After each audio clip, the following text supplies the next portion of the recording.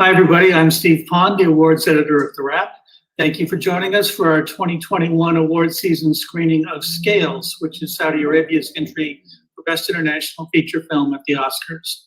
We're going to start by showing a trailer of the movie, and then I'll have a conversation with director Shahid Amin. Please participate in the live chat of the stream, share your thoughts about the film. And to kick things off, here's the trailer for Scales.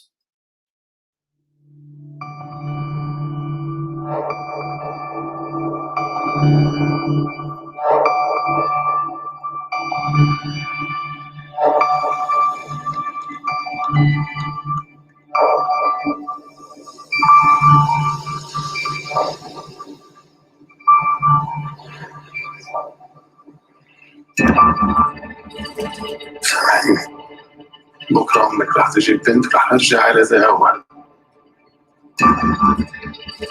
حتجيب لنا الحظاظية دي. يا أولاد، إحنا نملك الشجاعة إنه نقدم بناتنا للموية، ولازم نتحلى بشجاعة أكبر عشان نصيدهم.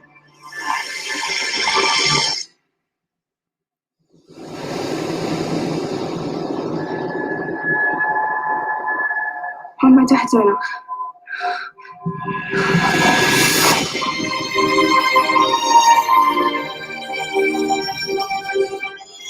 هذا الطفل يستاهل يعيش. دائما تعرف طريق الرجعة.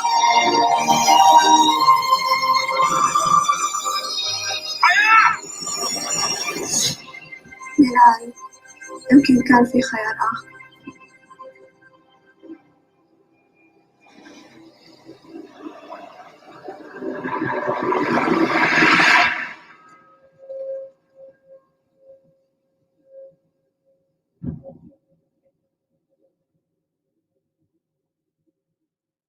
Welcome back. It's my pleasure to introduce director Shahid Amin. Welcome. Hi, how are you? Good. How are you? I'm very good, thank you. So, thank you for for bringing this movie to us. I guess this started as a short called I Am Mermaid many years ago. That's true. So what's the connection? I mean, how much of what is in Scales was in that original short? So the actress first was the same, Basima, and the rest of the story was different. You know, I never wanted to repeat myself as a director or as a writer. So when I finished Iron Mermaid, I felt that there was this missed opportunity. You know, the story of Iron Mermaid was about a girl named Hanan, and she and it's also a different setting for the world, you know, a different mermaids, different look, different everything. So basically it was about this girl who follows her father after his fishing trip, and she realizes that, and she sees him chopping this mermaid in half, and she realizes that that's what her father does for a living. So he does not go out to sea to like fish normal fish, but you know, he hunts these mermaids, and she's devastated by the fact that he's killing a creature that looks exactly like her. And then and then we like fast forward 13 years later. But anyway, so the story was more about the relationship between the father and the daughter. With me for Scales, I thought it was a missed opportunity. You know, it's in the short, the father used to kill the mermaid, but I wanted the story in the feature to be between Hayat and herself, between Hayat and her body, not between, you know, her and her father or her and her society. It was more of the story of Hayat accepting this body that her society consider is a source of, you know, shame and oppression. So for me, that was the main story. Like I was really like, even with the short, I was really angry at myself when I finished. I was like, oh no, she should have done that.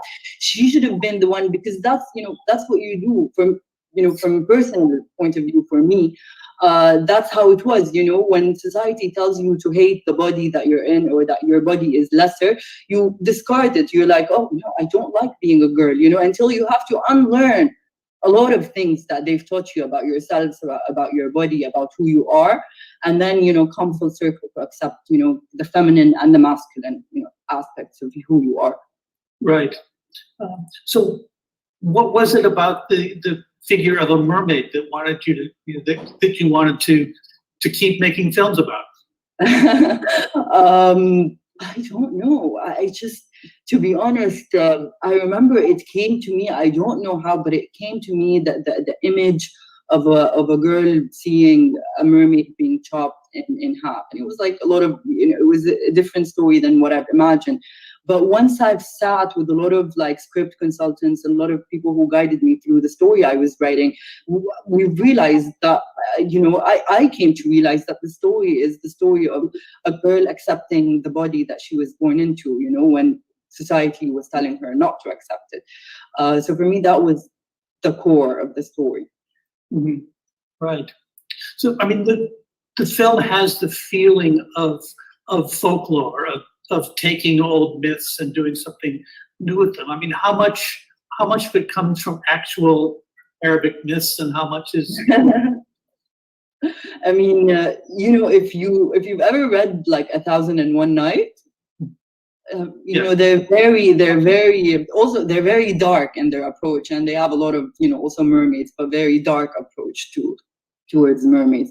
But most of the mythology I've created, and most of the mythology I've created around symbolism. I've created around symbolism so I can hold a mirror to kind of present day society. So for me, it was not about the mythology itself, but about what it represented and the metaphor that it brought to the screen. Mm-hmm. Yeah, I mean, obviously the premise that each family in this village is asked to sacrifice, not just a child but a female child to these mermaids. I mean, that must come to a certain extent from your experience as a woman in a patriarchal culture, I think. I mean, I try to bring a lot of culture into it, like the throwing the girls in the water in pre-Islamic Arabia. They used to bury girls alive, so I brought that from that story, and this story all my life used to resonate with me, because there's a lot of Quranic verses about how forbidden it is, and what's the fault of that girl who was born into that generation where they used to bury women like alive. And I remember the story of Muthanna and Hayat. It was a story that we used to hear as children, and they used to tell us that one father buried his daughter. He was he had such shame that he had a girl, but he also loved her. So the first year he didn't bury her, the second year he didn't, the third he didn't, and then the shame kept piling on and piling on and piling on. And then once she turned 6, he buried her. So once she was actually, she knew him and he knew her. And at one point he tells the story that she wiped like sands off his beard while he was burying her. So that was kind of when I was writing the story, I was remembering that story that we heard as children. And it was kind of the connection between Muthanna and Hayat, and how, Muthanna refuses to give Hayat away to the water. Mm-hmm. Right. I mean, growing up, I mean, you mentioned this a little bit. But do you grow up as a woman with the feeling that you're not as good or not as worthy?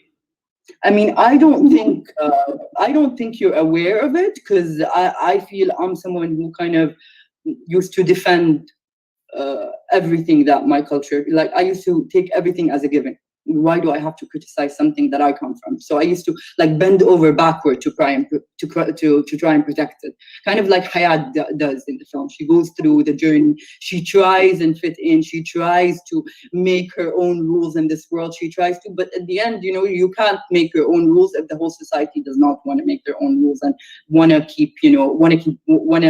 stay submissive to a kind of ideology or something like that. So it was always about this girl, making her own rules and breaking out of a society that's living in oppression. Right. I mean, the visual style of the film is lovely and poetic, and I think it's partly because it's in black and white. But I gather it didn't start that way. It didn't start in black and white, but definitely for me, when I wanted to tell this story, I really wanted to tell it through images. And I could have told the story about a girl growing up in Saudi, normal day Saudi Arabia. I could have told a drama, that's more appealing to people. But that was not the point. The point of the story wasn't telling a story of a girl overcoming, adversity in such a society, or, this is not my story. I don't care about that. My story was about a girl finding peace with herself, finding peace with her body. And I wanted to tell this visceral story. I didn't want the story to be told, but rather seen. And I did want to rely on a lot of, I wanted to have also my own identity, and I wanted to rely on, I wanted to rely on like an authentic, Arabic look.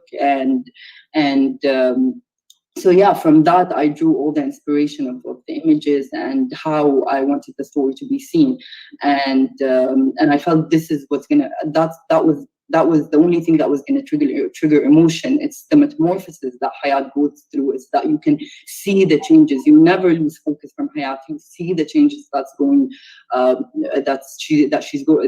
she is going through throughout the film, and that her body is going through. Of course, for the black and white, yes, we switched to black and white in the post-production, and it was one of the best decisions that we did. We were looking for this look that it would give us this timeless quality. It would give us less light. It would give us dryness, and it would give us this black and white community. And with the black and white, it really highlighted all of this, and it especially highlighted the idea that this story is timeless and it can happen at any place and any time. Mm-hmm. So where did you shoot it? We shot it in Oman, and near the stretch of Hormuz.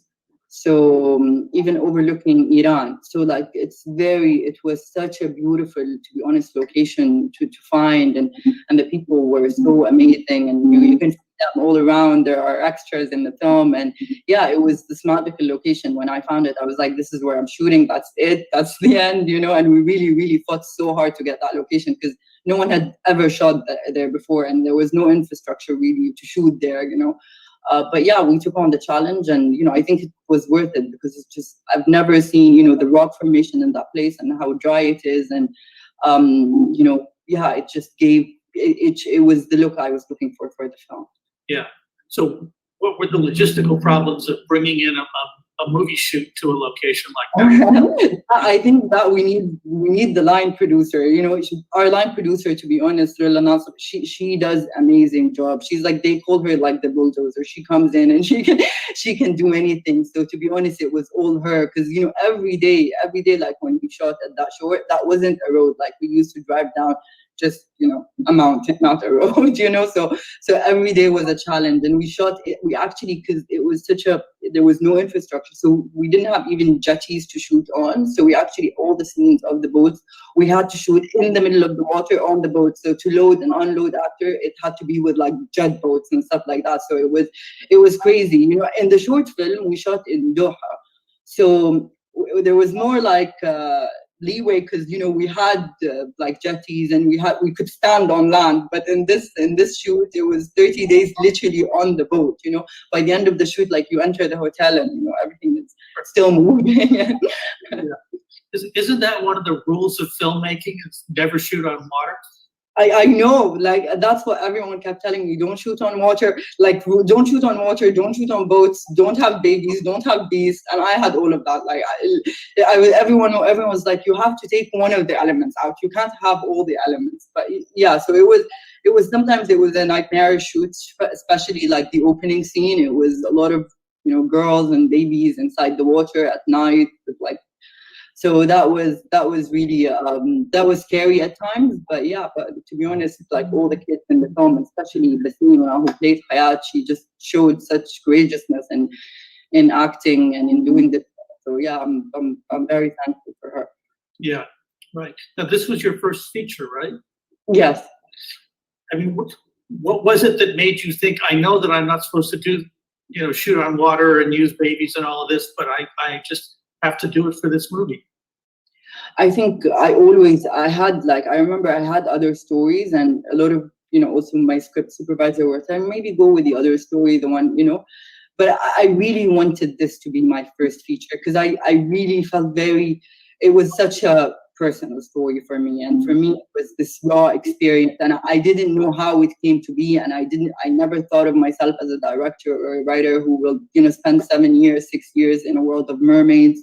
But it was for me more than that, and it was a story of and it was a personal experience for me that I felt a lot of girls have experienced around the world, and it's so amazing to have this film out there right now. I'm like, whenever I screen in Tunisia, for example, I have a girl come up to me and say, you know, that's me, I'm Hayat. Like literally, I'm the girl who was like with the boys all the time. And then I go to Egypt and a girl comes up to me and tells me I'm Hayat. And then I'm in the US and a girl comes up to me and says, like, this is me, I'm Hayat, you know.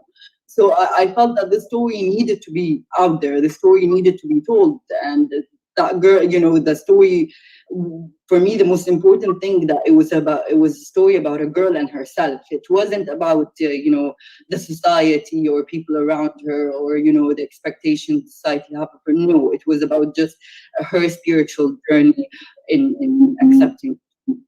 Right. And was it always going to be that particular actress? Yes. I love Basima so much, and I get along with her parents so well, and I know her since she was 6, because I did all of my films with her, so she's like my partner in crime. I did since she was 6, so like Layla's Window, Iron Mermaid, and Scales, like, and I worked with her also like as an AD and stuff like that. So I know her very well, and when I wrote the story, she was in mine. Mm-hmm. Right. So what made you want to be a director? I mean, when you were growing up, movies were banned in Saudi Arabia, right? Yeah, but you can watch movies. Cinemas were banned, not movies, you know. But there are movies, you know. You can go to the store and buy the movie. You just just the cinema itself, you know, the screening. Right. But you can watch movies. But I remember, I used to watch movies. We used to watch like Japanese animation are very big in the Middle East, so we used to watch all of that. But I remember the only thing that made me to be a filmmaker, and I used to be, you know, from my younger age, I used to write poetry and I used to write, but so I knew I was going to be like a poet, a writer, something like that. But then I remember I watched a Syrian show, like it was a television show, like Fantasy, and directed by Najdas Anzour, and it was also like a soap opera kind of thing, but just because I related to it so much, just because I saw Arab hero, just because it was a story that is mine, you know. It was a story that felt like ours. It wasn't, you know, I think I've never wanted, you know, before I didn't want to be a filmmaker because I never felt that anything on screen represented me, and I felt such a disconnection. But then when I watched the series, I liked it, and plus it had Arab character and Arab heroes, and plus it represented me. I was like, I want to be, you know, a director. And I remember my sister telling me, because she knew I liked writing, she told me, but you know, the director doesn't write the story, you know that. And I was like, that's stupid. Then what does he do? You know, and she was like, no, he's like in charge of like the creative aspect of building a film. And I was like, no, I don't want to do that, but I want to write. And then she was like, no, but then you don't get to choose what appears on screen. And I was like, no, that's not going to happen. I'll be a writer director then. Right. So even when your sister is talking to you about it, when she talks about a director, she uses the word he. Oh, it's definitely a he, yeah. Yeah. But that was years ago. Right. You know, I mean, was it a leap for you to actually say, you know, not only is this something I'm interested in, it's something that I can do? No, I decided to become a filmmaker when I was 10, and when I graduated from Saudi, and my parents knew when I was 10, and when I graduated, and I always felt that there's something lacking since I was young. There's people who are not represented on screen, and I felt I want to do that. I want to tell Arab stories. I want to tell stories that I feel haven't been told before. I want to, you know, I want to bring out my voice that I feel is not out there in the world. Mm-hmm. Right. So you went to film school in the UK? London. Yeah. Right. I mean, at that point when you're studying film, I would imagine you're still not really seeing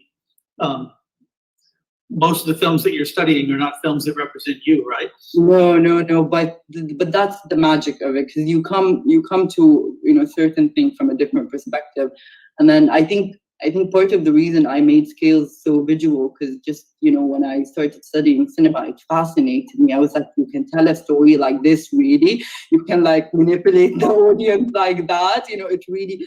And what fascinated me the most was visual storytelling. Was a different approach to cinema, different than the one I grew up with, because we grew up with television, not cinema. So when I was introduced to that in college, I was like, oh yeah, no, that's what I like doing. And it's so funny because it reminded me of poetry. It reminded me of Arabic poetry. Arabic poetry used a lot of images. It used a lot of metaphors. Even like when you talk, we use a lot of metaphors. So the way visual cinema is approached, it reminded me of the way I approach poetry. And I was like, oh, that's my thing. Yeah, I'll do visual storytelling. Unless I need dialogue, I'm not gonna use it. No, and that's the fun. I think that's the fun part of me, for me, in filmmaking, trying to tell a story or tell a scene, building it without resorting to dialogue or anything like that. But using the format itself. Yeah. When you wrote the original script to Scales, did it have more dialogue? Did you strip it out in the making, or was it always? It was always very little dialogue. Maybe it had 15 pages of dialogue, but a lot of dialogue came in as a note from our producers. It was like, bring in more dialogue to explain the world. So there was more dialogue in the sorting house. The ladies used to talk about what's happening, and it was my nightmare dialogue. So thank God we got rid of it in post-production. And then we had a lot of dialogue with the men and the hunter. We had a lot of like subplots and stuff like that, but it was all thankfully taken out. And because, to be honest, in a way, I was kind of forced to put them, because they were like, yeah, people have to know what's going on. And then when we finished the film, just the story of Hayat and following Hayat's journey without, disconnection and without cutting, that was the point of the whole thing, going on this visceral journey with her, going on this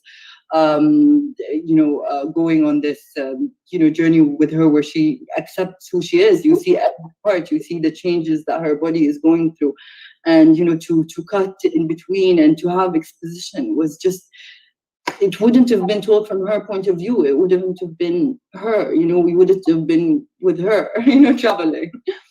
Yeah, I mean, it is such a delicate tone that you hit in the film. Did that take a long time to figure out that tone in post-production? Oh my God, yes. And to be honest, like I was so lucky that I had a lot of people help me. I had Mohammed Darraji, Iraqi director, Karim Traidi, Algerian director. I have my beautiful producer, Paul and Steven. So yeah, it was very hard. It takes craft to tell a story silently and with like big shots and only visually, and I was so lucky that I got a lot of help. I wouldn't have been able to do it on my own. Yeah, let's cut this like this. No, for sure, I had a lot of help, and my beautiful editor also, Shahina. So yeah. Yeah, I mean, it's interesting because we think of Saudi Arabia as being, they didn't let women drive until recently, etc. They've submitted 4 films to the Oscars so far, and 3 of them have been directed by women. So, I mean, does it feel like, as a filmmaker, that the country is open to you? I think definitely women who are in the film industry, they fought for the right to be in the film industry, and they fought for their positions. Who did Wajda, I remember her fighting to make the film that she did. So I think there's Ahad Kamil also, who's a beautiful director, and to be honest, a lot of female directors in Saudi. And we talk about it a lot. There's like, why are the female voices, heard more, or why are there more female films? And it's not because, people say, oh, there's more support. But no, it's because, to be honest, female directors fought for the right to have their films be told. And they're not entitled. People don't expect you've never expected anything from us. So when people don't expect anything from you, you know, you tend to work harder, and you tend to not be entitled, and you tend to try and, you know, have your voice be heard. And that's what Saudi female directors did. Yeah. Yeah. I mean, I've talked to Haifa many times, and I remember her stories about, you know, on Waja having to direct from inside a van because she couldn't be seen in public being in charge of men. I mean, did you have any experience like that? I mean, I didn't, but I wasn't shooting in Saudi. But I did like film in Saudi as an AD a lot, and I filmed a lot of my shorts in Saudi. I didn't have this experience, but I did have, I did have troubles with like certain places to shoot, but not cultural problems. You know, like we enter a kind of a poor neighborhood, shot there. We had problems with the men, and you know, they weren't happy about what, you know, girls were wearing abayas, but they weren't happy. But actually, in these situations, you know, the police would help you because you have the right permits to shoot. But you would have problems sometimes with, you know, people around you. I remember once me and another AD, so she was working as a first AD and I was working as second AD, and we were shooting in around the Corniche, which is like the shore, which is so busy with people, and it was like this commercial, and there was like 40 crew members, and we were telling them what to do, and a lot of men came by and they were like, men, and you have two women telling you what to do, and the crew members were like, we like it, you don't like it. But yeah, it was a funny comment. I remember that. right. So do you want to shoot films in Saudi? Yeah, for sure. I mean, it's so much fun filming in Saudi, and every time I get to shoot here, you know, I get to look at the city I live in from a completely different perspective. Every time you get to create in your own country is definitely a different feeling, because the same streets that you used to see, the same place that you used to see, just look at it from the perspective of, you know, a filmmaker, and from the perspective of the story that you're trying to tell. So yeah, I love to shoot in Saudi. So do you have other scripts? Do you have plans for what you want to do from here? I mean, this is a pretty good calling card to start out with. I've been just working on as a writer on a historical drama, so it should be very nice. But for a series, for a television show. As for films, I'm just between ideas. I write and then I stop. No, I haven't really decided on my next thing. You know, I feel like with Scales, I was, you know, it's either I will make it. Either I'll die or I'll make it. You know, it was a decision. There was no doubt in my head that this had to happen. I don't know why, but this had to happen. So once I have the same feeling about the story, I'll do it. If it had to happen, if it has to happen, I'll do it. Right. Yeah. I mean, you're part of a record number of women directors in the Oscars international race this year. I think it's 34 women directors. That's good. On 33 films out of I think a total of 93. I mean, does that mean something to you to be part of that? Yeah, for sure. That's great. Yeah. Okay. Well, you know, I think on that note, we can wrap this up, but thank you so much for being a part of this. Thank you so much. And everybody who's watching, thank you for joining us today. It was great to have everybody here, and take advantage of our pre-trial TheWrap Pro to know about upcoming wrap screenings and events, and check our screenings page at screenings.thewrap.com. Shahad, thank you so much. Thank you so much for having me. For a beautiful film. Thanks.